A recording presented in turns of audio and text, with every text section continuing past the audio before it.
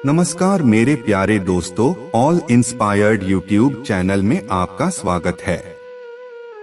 हमारी आज की कहानी है संतान पालो मगर उम्मीद नहीं। इस कहानी को ध्यान से सुने, बहुत ही अच्छी कहानी है। अरे राजू बेटा, जरा इधर तो आना, पीने के लिए एक गिलास पानी तो ला देना। राजू और राजू। देवकी जी अपने पोते राजू को आवाज लगाती रह गई, लेकिन राजू अपनी दादी माँ की बात को अनसुना करते हुए बाहर खेलने दौड़ गया। देवकी जी ने अपनी बहू को आवाज लगाई, लेकिन दोनों बहुओं में से किसी एक ने भी आना जरूरी नहीं समझा। देवकी जी के पति का देहांत हुए 7 महीने हो चुके थे। पति की मृत्यु के बाद अब वे बिल्कुल अकेली पड़ गई थी। देवकी जी के 2 बेटे और 1 बेटी है। बेटे की शादी अच्छे खानदान में करके वह उसकी जिम्मेदारी से मुक्त हो चुकी हैं। दोनों बेटे भी शादीशुदा हैं। बड़े बेटे राजेश की पत्नी रजनी और छोटे बेटे अमन की पत्नी अमृता है। दोनों का एक एक बेटा है। राजेश का बेटा राजू 10 वर्ष का है, जबकि अमन का बेटा सोनू 9 वर्ष का है। दोनों में 1 वर्ष का फर्क था, परंतु दोनों का जन्मदिन एक ही दिन को आता था। घर में सभी लोग अपना ख्याल स्वयं रख सकते थे, लेकिन यदि घर में किसी को सहारे की आवश्यकता थी तो वह थी देवकी जी, जिनकी ढलती उम्र के साथ शरीर की ताकत और हड्डियों में जान कम होती जा रही थी। अपने घर के आंगन में चारपाई पर देवकी जी अकेली बैठी हुई थी और खुद को बहुत लाचार महसूस कर रही थी। बैठे बैठे सोच रही थी कि यह तो कुदरत का नियम है कि जैसे जैसे नई पीढ़ी के शरीर में ताकत बढ़ती जाती है, वैसे वैसे ही पुरानी पीढ़ी कमजोर और लाचार होती जाती है। परंतु नई और पुरानी पीढ़ी के बीच इतनी दूरी आ जाएगी कि न तो बच्चों को उनका अकेलापन दिखेगा और न ही उनके आंसू नजर आएंगे। ऐसा तो मैंने सपने में भी नहीं सोचा था। जब 7 महीने पहले उनके पति की मृत्यु हुई थी, तब दोनों बेटे और बहुएं उनकी खूब सेवा कर रहे थे। कुछ ही दिन बीते थे जब दोनों बेटों ने आकर कहा, माँ, हमारा इन 2 कमरों में कैसे गुजारा हो पाएगा। अब बच्चे भी तो बड़े हो रहे हैं, तो उन्हें भी पढ़ाई करने के लिए अलग कमरा चाहिए। पिताजी तो कुछ किए बगैर ही स्वर्ग सिधार गए, अब आप ही कुछ कीजिए। बेटे की यह बातें सुनकर देवकी जी कुछ हैरान रह गई और पूछने लगी, लेकिन बेटा, तुम कहना क्या चाहते हो? मैं क्या कर सकती हूँ? मेरे पास तो इतने पैसे भी नहीं हैं कि मैं मकान पर खर्च कर सकूं। तभी उनका छोटा बेटा बोला, माँ, पिताजी ने सारी जमीन जायदाद आपके ही नाम पर कर दी थी। आपकी जो गांव वाली जमीन रखी है, उसकी तो आप ही मालिक हैं। माँ, आप उस जमीन का आधा हिस्सा बेच दीजिए। उसे बेचकर जो पैसे मिलेंगे, उससे हम ऊपर की 2 मंजिलें बनवा लेंगे। फिर बड़े बेटे ने कहा, माँ, आप ही सोचिए, हमारे बच्चे भी बड़े हो रहे हैं, जगह की कितनी कमी हो चुकी है। और फिर कभी कभार बच्चों के दोस्त भी आ जाते हैं, या कभी उन दोनों का जन्मदिन मनाना होता है, तो जगह न होने के कारण उन्हें भी शर्मिंदा होना पड़ता है। बेटों के इतने आग्रह करने पर देवकी जी सोच में पड़ गई। फिर सोचने लगी कि आज हो या कल, आखिर यह सब कुछ बच्चों का ही तो है। ऐसा सोचते हुए उन्होंने गांव की जमीन का आधा हिस्सा बेच दिया और उससे आया पैसा बेटों को दे दिया और कहा, अब तुम्हें जैसा ठीक लगे तुम वैसा मकान बनवा लो। दोनों बेटों ने ऊपर 2 मंजिलें और बनवा ली। फिर कुछ दिन बीते तो एक दिन उनका बड़ा बेटा उनके पास आया और बोला, माँ, अब आपकी तबीयत ठीक नहीं रहती तो फिर आपको जमीन जायदाद का क्या काम है? अब इस बुढ़ापे में तो अपनी जिम्मेदारियां अपने बच्चों को सौंप दो और फिर आराम से बहुओं से अपनी सेवा करवा। शान से बैठकर हुक्म चलाना अपनी बहुओं पर। फिर देवकी जी बोली, बेटा तू यह सब क्या कह रहा है? मैं कहाँ भागी जा रही हूँ। तभी उनका छोटा बेटा अमन राजू और सोनू का हाथ पकड़कर ले आया और बोला, माँ कल इन दोनों का जन्मदिन है और हम चाहते हैं कि आप इन्हें ऐसा तोहफा दीजिए जो कभी किसी ने न दिया हो। तब देवकी जी बोली, हाँ बेटा, मैं भी इनका जन्मदिन यादगार बनते हुए देखना चाहती हूँ, लेकिन मैं क्या कर सकती हूँ, कोई अच्छा तोहफा भी नहीं दे सकती। तभी बड़ा बेटा राजेश बोला, माँ जी केवल आप ही हैं जो इन्हें अनमोल तोहफा दे सकती हैं। ऐसा कहते हुए उसने अपनी माँ के आगे कुछ कागज रख दिए और बोला, माँ आपको और कुछ नहीं करना, बस इन कागजों पर अपने दस्तखत कर दीजिए। अरे बेटा, इस पर तो सब कुछ अंग्रेजी में लिखा है। तुम्हारे पिताजी हमेशा कहा करते थे कि दस्तखत करने से पहले कागजों को पढ़ लेना चाहिए, क्योंकि धोखाधड़ी बहुत है। लेकिन यह बात तो पराये लोगों के साथ लागू होती है। यहाँ मुझसे कौन धोखा करेगा? ऐसा कहते हुए उन्होंने कागजों पर दस्तखत कर दिए। लेकिन जैसे ही उन्होंने दस्तखत किए, उनके मन में ख्याल आया कि पूछना तो चाहिए कि ये कागज किस चीज के हैं। और जब उन्होंने पूछा तो उनका बड़ा बेटा मुस्कुराते हुए बोला, माँ इस पर यह लिखा है कि आप अपने गांव वाली सारी जमीन हमारे नाम पर कर रही हैं। यह सुनकर देवकी जी को एक धक्का सा लगा कि कितनी चालाकी से दोनों बेटों ने उनसे कागजों पर दस्तखत करवा लिए। पर फिर सोचने लगी कि बेटा सही तो कह रहा था कि मैं इस उम्र में जमीन जायदाद का क्या करूंगी। अगर यह मैंने उन्हें दे भी दी तो क्या हो गया, अब आराम से रहूंगी। दोनों बहुओं और बेटों से खूब सेवा करवाऊंगी। उसी दिन सुबह सुबह देवकी जी पार्क में टहलने के लिए चली गई। थोड़ी देर सैर करने के बाद वे अपनी सहेली रंजना जी के साथ गपशप करती रहीं और जब घर वापस लौटी तो देखा घर पर कोई नहीं था। रसोई घर का सामान भी गायब था। एक पल को वह घबरा गई और बच्चों को आवाज देने लगी तो इतने में बड़ी बहू ऊपर से चिल्लाई, क्या हुआ मां जी, इतना क्यों चिल्ला रही हो? हम ऊपर आ चुके हैं सारा सामान लेकर। ठीक है, बहू काम में व्यस्त हो तो मैं भी ऊपर ही आ जाती हूँ। जैसे ही देवकी जी ऊपर पहुंची और पहला कदम रखा तो बहू जोर से चिल्लाई, आपको दिखाई नहीं देता, सारा घर गंदा कर दिया। अभी अभी मैंने पोंछा लगाया था, सूख तो जाने दिया होता। अपनी बहू रजनी के मुंह से ऐसी बातें सुनकर देवकी जी का कलेजा मुंह को आ गया और हड़बड़ाते हुए बोली, बहू वह मुझे बहुत जोर से भूख लगी थी, अगर मेरे लिए नाश्ता बना देती तो। फिर बहू का गुस्से से भरा हुआ चेहरा देखते हुए बोली, मैं ऊपर आकर फर्श गंदा नहीं करूंगी तो मेरे लिए खाना नीचे ही पहुंचा देना।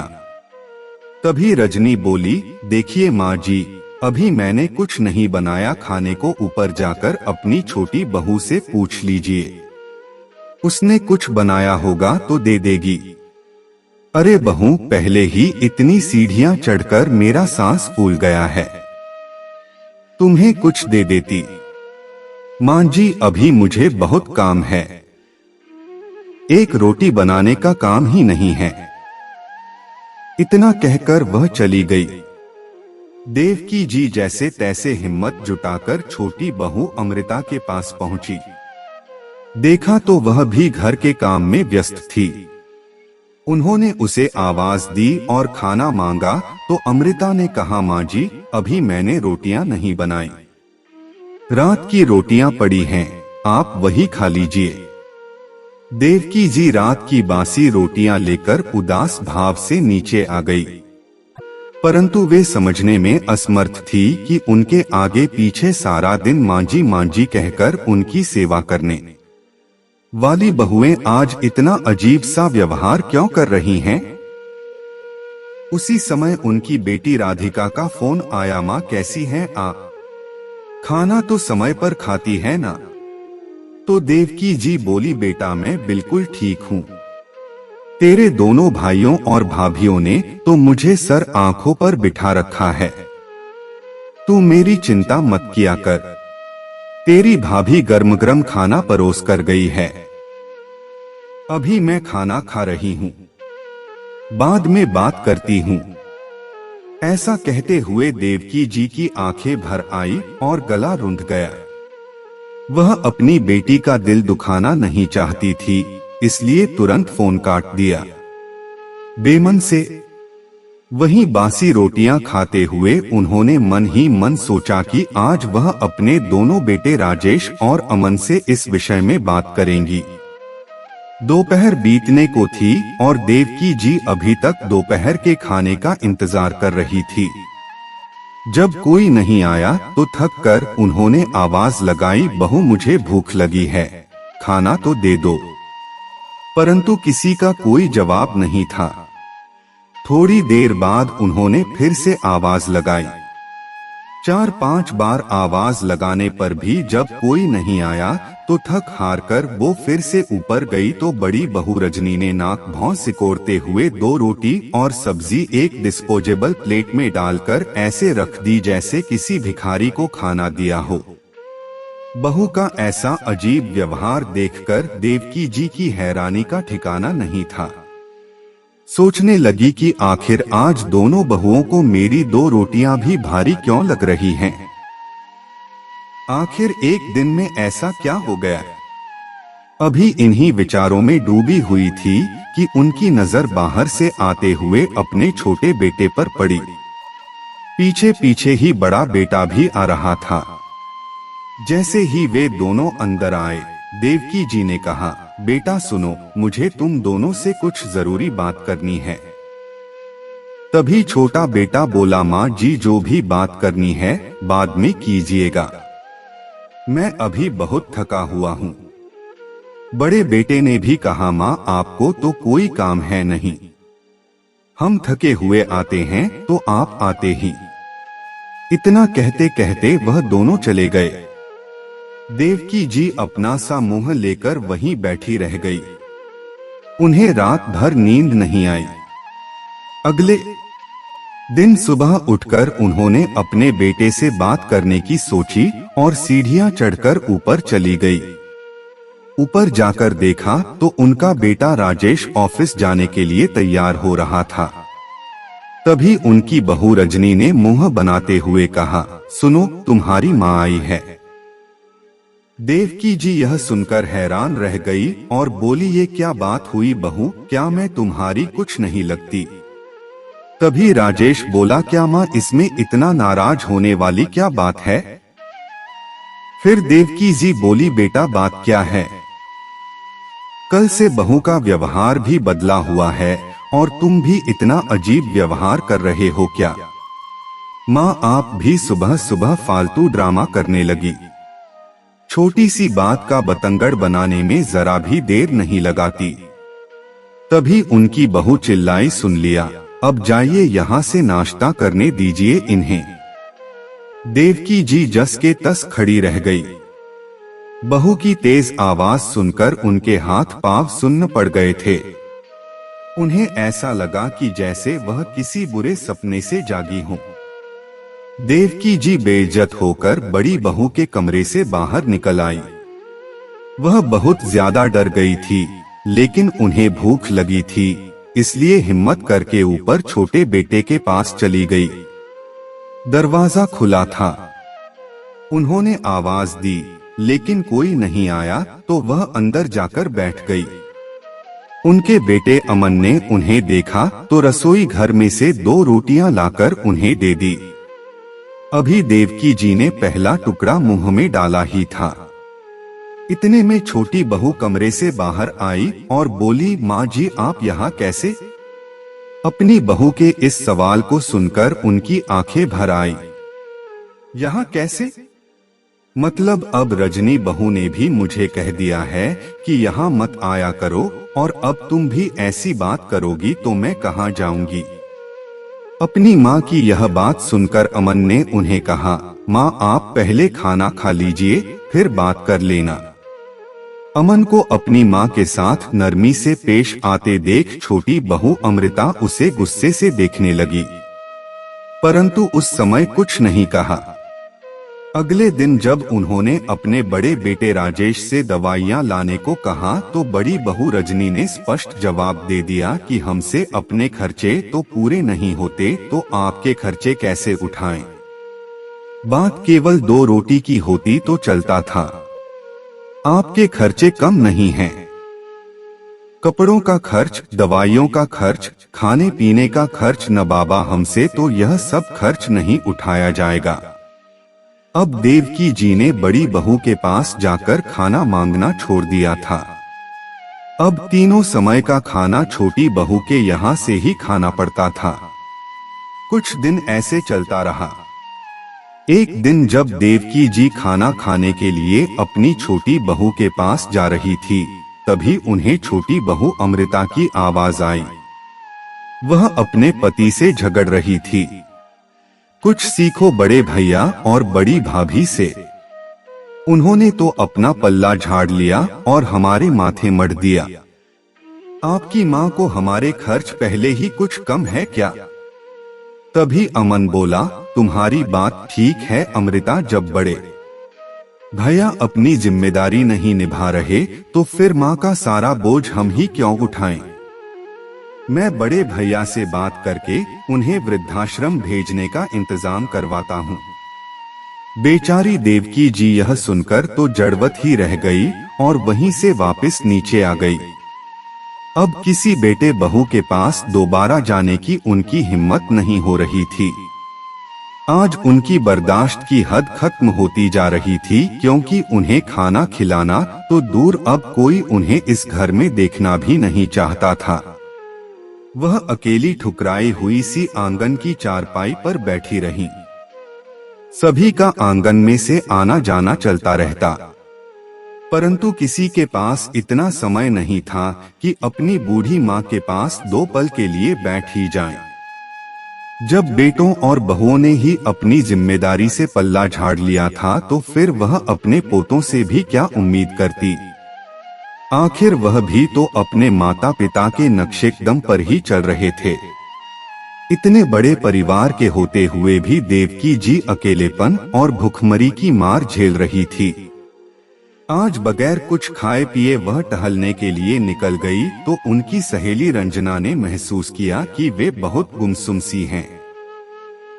थोड़ी देर तो उन्होंने सोचा कि वह खुद ही बता देंगी, परंतु जब देवकी जी ने कुछ नहीं बताया तो रंजना ने ही उनकी परेशानी का कारण पूछा। तभी देवकी जी आंसुओं से भरी आंखें लिए बोली, क्या बताऊं रंजना, जब मैंने बेटी को जन्म दिया था तो हम लोगों को लगा था कि हमारे सिर पर किसी ने बहुत बड़ा बोझ रख दिया हो, क्योंकि हमें उसके लिए दहेज जोड़ना पड़ेगा, पढ़ा लिखा कर दूसरे के घर भेजना पड़ेगा। लेकिन जब मेरे एक के बाद एक 2 बेटे पैदा हुए तब तो मैं फूली न समाती थी और उनके पिताजी का तो सीना गर्व से चौड़ा हो गया था। हमें लगता था कि शायद हमारे पिछले कर्मों का फल है। हमने मोती दान किए होंगे जो इस जन्म में यह कृपा बरस रही है। और मुझे ऐसा महसूस हुआ कि जैसे मैंने तो गंगा नहा ली हो। बेटों के साथ मेरा बुढ़ापा आराम से कटेगा और वे मेरे बुढ़ापे की लाठी बनेंगे। मैंने तो पूरी उम्र इसी खुशफहमी में बिता दी कि हम बच्चों के ऊपर जो आज खर्च कर रहे हैं वह हमें बुढ़ापे में सूद समेत वापस कर देंगे। अपनी सारी जमा पूंजी हमने अपने बच्चों को उनके पैरों पर खड़ा करने में लगा दी, यहाँ तक कि अपनी सेहत पर ध्यान भी नहीं दिया। अब पति का साथ भी छूट गया है और सेहत भी साथ छोड़ने लगी है। और 2 बेटे हैं कि मेरी दवाइयों का खर्च उठाना तो दूर, अब तो उनसे 2 वक्त की रोटी तक नहीं खिलाई जाती। अपनी बूढ़ी माँ को सारी बातें बताते हुए उनकी आंखों से आंसू बह निकले। उनका गला रुंध गया। रंजना जी ने उन्हें पानी पिलाया और सांत्वना दी कि सब ठीक हो जाएगा। फिर देवकी जी बोली, पता नहीं रंजना, इस उम्र में अब और क्या क्या देखना बाकी रह गया है। भूख से तड़पने के बाद भी अब तक मेरे प्राण नहीं निकले हैं। इतना कहते कहते वह फूट फूट कर रोने लगी और वहीं जमीन पर बैठ गई। रंजना जी ने उन्हें हौसला दिया और उन्हें उठाते हुए कुर्सी पर बिठाया और बोली, देखो देवकी, यदि तुम ऐसे ही हार मान जाओगी तो इसके बाद भी तुम्हारे बच्चे तुम्हारे साथ न जाने क्या क्या करेंगे। लेकिन यदि तुम हिम्मत दिखाती हो और गलत के खिलाफ आवाज उठाती हो तो अपना बचा हुआ जीवन बहुत अच्छी तरह से बिता सकती हो। अपनी सहेली की यह बात सुनकर देवकी जी कुछ सोच में पड़ गई। अब तुम मेरे साथ चलो। रंजना जी देवकी जी को अपने साथ एक ठेले पर लेकर गई जहां उन्हें भरपेट खाना खिलाया। फिर देवकी जी घर लौट आई। कुछ देर देवकी जी कुछ सोच विचार में रही। शाम हो चुकी थी परंतु देवकी जी को दोपहर का खाना भी नसीब नहीं हुआ था। फिर खुद ही हिम्मत करके जो थोड़े बहुत पैसे पड़े थे लेकर पास की किराने की दुकान पर चली गई और एक ब्रेड का पैकेट खरीद कर ले आई। शाम के समय उनकी बेटी राधिका अपने पति के साथ उनसे मिलने के लिए आ पहुंची तो देवकी जी उस समय ब्रेड खा रही थी। अपनी बेटी राधिका को देखते ही उन्होंने ब्रेड का पैकेट छिपा दिया और बोली, अरे बिटिया, तू कब आई? तूने तो आने के बारे में बताया भी नहीं। माँ, जब मैंने आपसे फोन पर बात की थी तो मुझे तभी एहसास हो गया था कि कुछ ठीक नहीं है, इसलिए मैं आपसे मिलने चली आई। मुझे साफ साफ बताओ कि बात क्या है। बिटिया, मैंने तुझे कहा तो था कि सब कुछ ठीक है, तो बिना सिर पैर की ही चिंता कर रही है।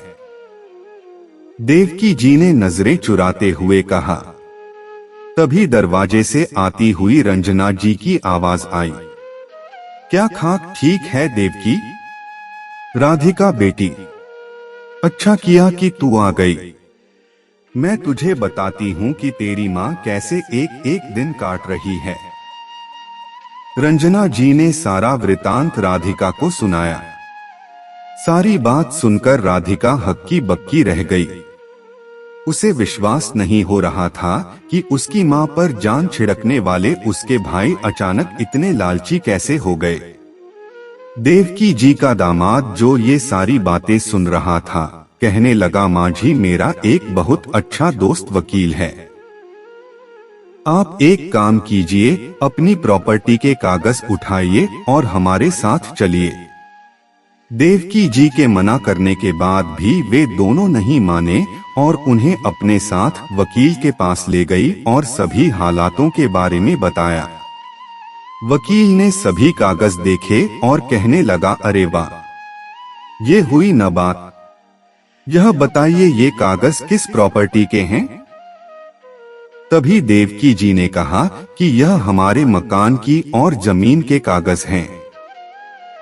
फिर वकील मुस्कुराते हुए बोला, अगर ऐसी बात है तो आप अपने बेटों और बहुओं को अच्छा नाच नचा सकती हैं।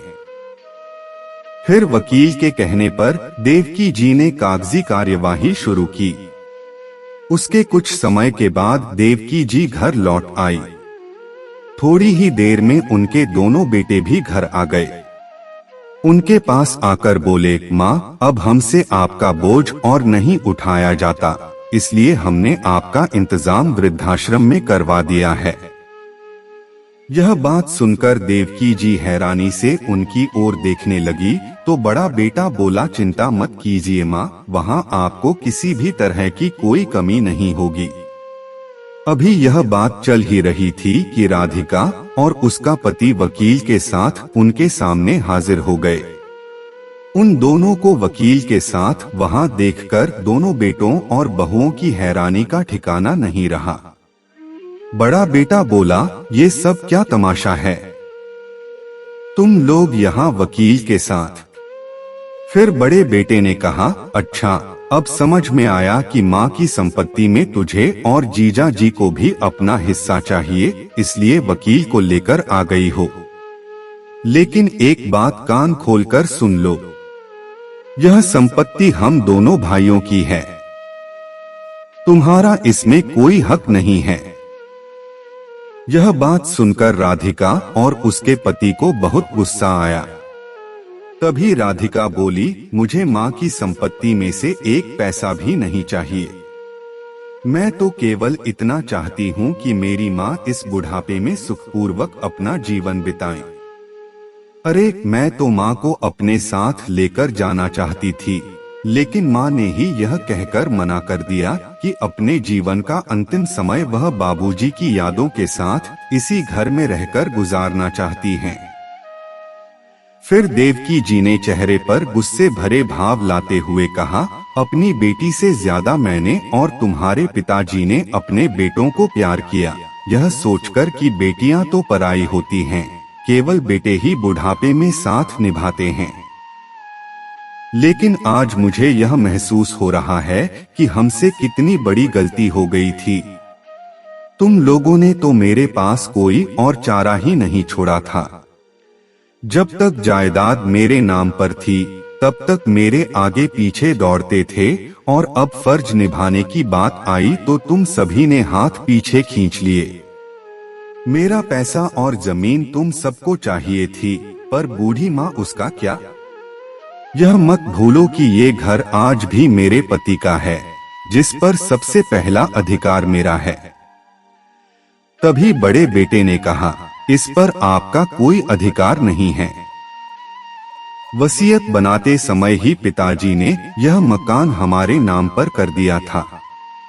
तभी वकील साहब बोले, आपकी बात सही है, लेकिन आपके पिताजी ने मरने से पहले यह घर और जमीन अपनी पत्नी देवकी जी के नाम पर कर दिया था, और साथ में यह भी लिख पाया था कि उनकी पत्नी के जीते जी सारी प्रॉपर्टी की मालकिन वही रहेंगी। शायद आप लोगों के पिताजी को यह बात का एहसास पहले ही हो चुका था कि आप अपनी माँ के साथ कितनी घटिया हरकतें कर सकते हैं। इसलिए उन्होंने अपनी पत्नी की सुरक्षा के लिए अपनी मृत्यु से पहले ही अपनी वसीयत में बदलाव करवा दिए थे। उनकी मृत्यु की जो तिथि आपने बताई है, उससे ठीक एक हफ्ता पहले ही वसीयत बदलवा दी गई थी। आज की तारीख में यह घर और आपके पिताजी की गांव की जमीन देवकी जी की है। वह जैसा चाहें उसका इस्तेमाल कर सकती हैं। कोई उनसे कुछ नहीं कह सकता।